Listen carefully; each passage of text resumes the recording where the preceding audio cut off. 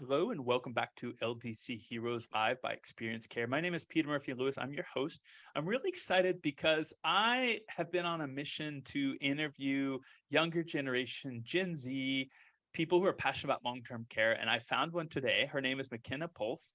She's a senior at the Healthcare Administration at University of Wisconsin-Eau Claire. McKenna, welcome to the program.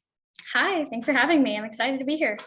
McKenna, to give you a little bit of overview, I'm going to ask you a bunch of questions about recruiting your generation, empowering your generation, um, coaching up your generation into new leadership roles, but also retention.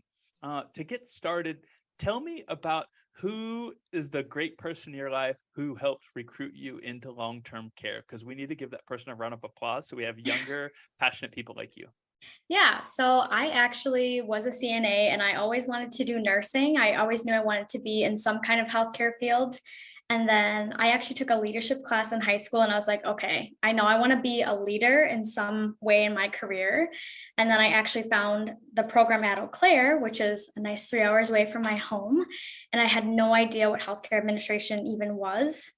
And then once I got started in my classes and started going there, I found out that I completely loved it because our motto really is a head for business and a heart for caring. And that's honestly like what it is. So you get to see the business side of things, but you also get to see healthcare, and the residents are amazing. The relationships that you build with them, I don't think I'll ever forget any of the residents that I met here on my residency. So long-term care is where I'm going to stay for the rest of my life.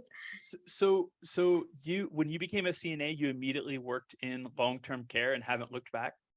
Yeah, I worked in assisted living. I worked in like a SNF, so long-term care. And I think it really is just the relationships that you build with the residents and your other staff members as well. It really is like a family. And yeah, I have never looked back.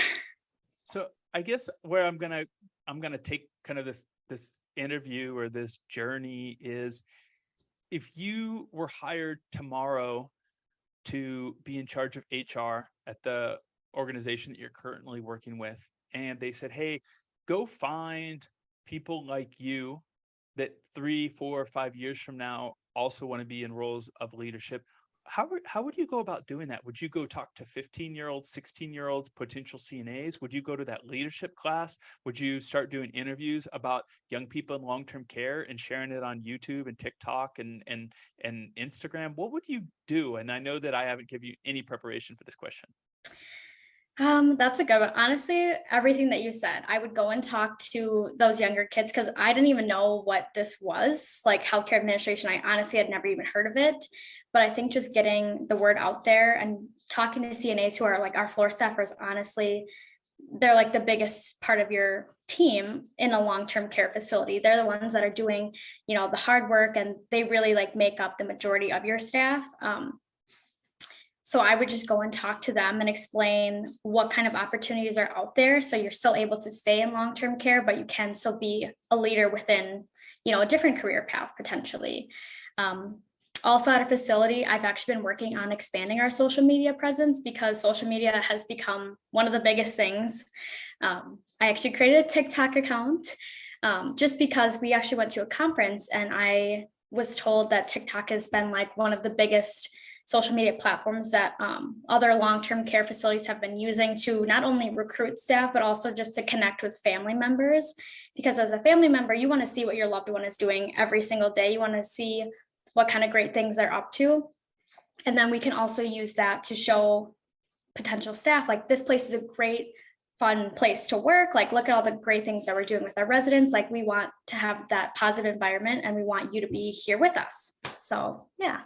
I'm glad you mentioned both the video format and also TikTok. If you would name drop your handle so we can look you up and follow your organization, but also can you give an example of a video that either you've been working on or developing or already published that you feel like it's not about how many views, it's about the message, so that if you posted this on your job board and there was a 20-year-old who was applying, they'd be like, who cares if it only got 23 views on TikTok? But this person who was thinking about going and working for another organization saw your video and you said, oh, I like the mission of McKenna's organization. I'm going to apply there, and they're going to be my first choice. So we are BSJ Care Center. That's our TikTok. I think it's BSJ. Yeah, I think it's just Care Center. Off the top of my head, I can't remember. But we're really just highlighting like the amazing residents that we have. Like these people have had lifelong stories, and we're just really sharing what they've been doing. So we had Veterans Day, obviously in November, and we had quite a few veterans that live here at our facility, and we were able to show, like we had a parade for them within our home. So all of our staff lined up and we recognized them for, their service, because that's a very important thing that any facility or any kind of organization should do. It's really just showing what our residents are doing on a day-to-day basis. Like on our Facebook, we actually did a coffee tasting because I'm a huge fan of coffee and our residents are too. So we did a Valentine's Day flavored coffee tasting. Yep, there you go. And it was really fun for them to be able to try different things like that, because you still want to treat them just like any other person. Just because they're in a facility doesn't mean that they are any different than you and I. So I wanna transition into kind of how you feel that Gen Zs understand purpose, what motivates them, so that we can find our older generation can find a way to show that long-term care is impactful, and that what you're doing will have an impact on our seniors, but it'll also have an impact on you, the work that you're doing. How would you go about explaining to, an 18-year-old McKenna, hey, this place really does give you a purpose, and it'll give you a purpose for generations, and it'll make your life more fulfilling? I honestly think that the biggest learning experience is actually getting your hands dirty, as people say. I think that people actually coming into the building and spending a day is really helpful. So one of our projects actually for school was resident for a day. So we had to come up with our own like diagnoses and like other ailments that we had. And we had to stay 24 hours in a facility. We had to eat the food that they ate. We had to sleep in the same bed. We had all the call lights going off. Like, I think that was really eye-opening because you really got to see what our residents go through, like throughout a day. And as an administrator, potential future administrator, I want to know that my residents are being cared for 100%. And I want them to feel that this is their home and that we just work in their home. So I want to make sure that every single staff member is doing whatever they can possible to make this the best home-like environment. So Tell me a little bit about how you think that we could improve our onboarding. So if I hired you today and you walk into an old school scenario where I make you sit and I make you watch a video for 30 minutes, then I make you read a whole bunch of handbooks and a whole bunch of policies. And then on day 2, you're basically shadowing. And then maybe I'll check in on you in 30 or 45 days. How do you think that our onboarding should improve so that we also retain people like you? I really think building relationships from the get-go, like I want to know whoever's training me, onboarding me, whatever it may be, I want them to know that they're going to be in my corner and that I want them to know, and like vice versa. I want to know that I'm going to have someone in the building that if I'm ever having any, personal issues, family issues, if I'm having staff issues, I want to know that I have someone in my corner who's going to listen to me and really be there, be my friend, be my buddy. I personally don't like sitting through videos and booklets and for hours and hours and hours, because that just kind of can go over people's heads. Where if you have someone who's like a mentor or a partner going through that experience with you, like more as a friend than just like a mentor, like boss kind of thing, I think that that's definitely more helpful. I think just building the relationships, building those connections, I think that's what's going to help maintain your staff as well as bring new staff in. I find that mentorship is very important to Gen Zs. Mentorship in ways that you feel that you are upskilling, you feel like you are becoming more emotionally intelligent, you feel like that you have a way to grow in your career.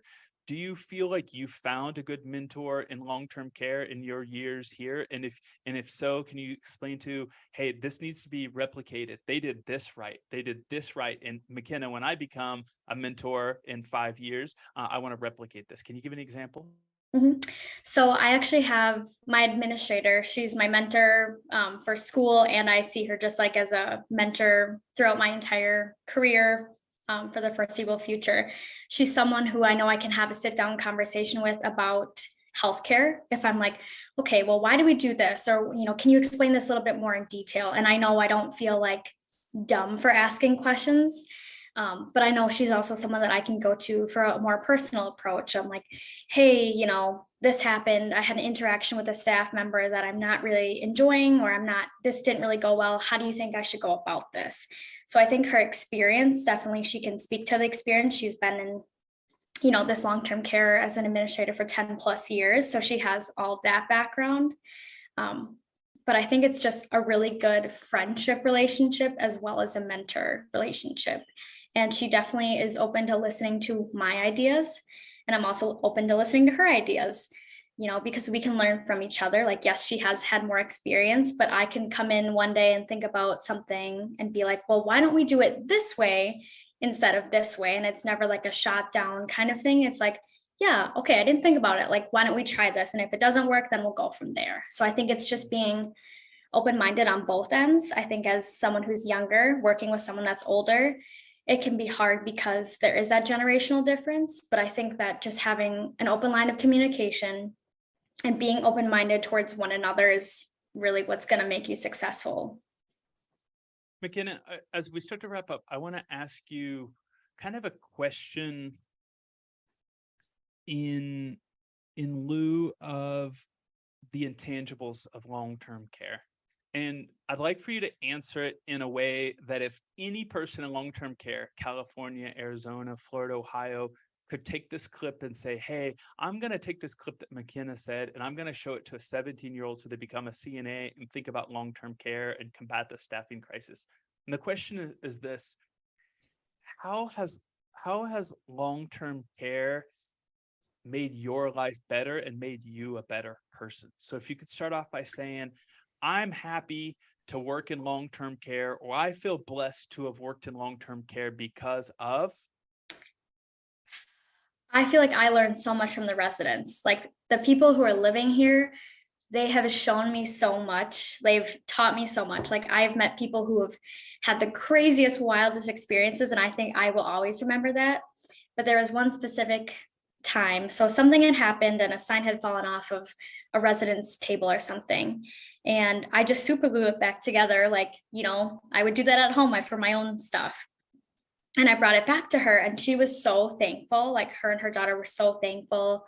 They were like, this is the nicest thing ever. Like, this was so sweet of you. And to me, it was just like a simple little task that I would do for anybody.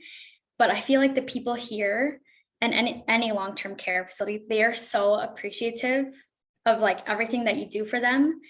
And they just want to be treated with respect, just the same as you and I. And I just think that being able to get those relationships with those people, that's what makes coming to work just great every single day.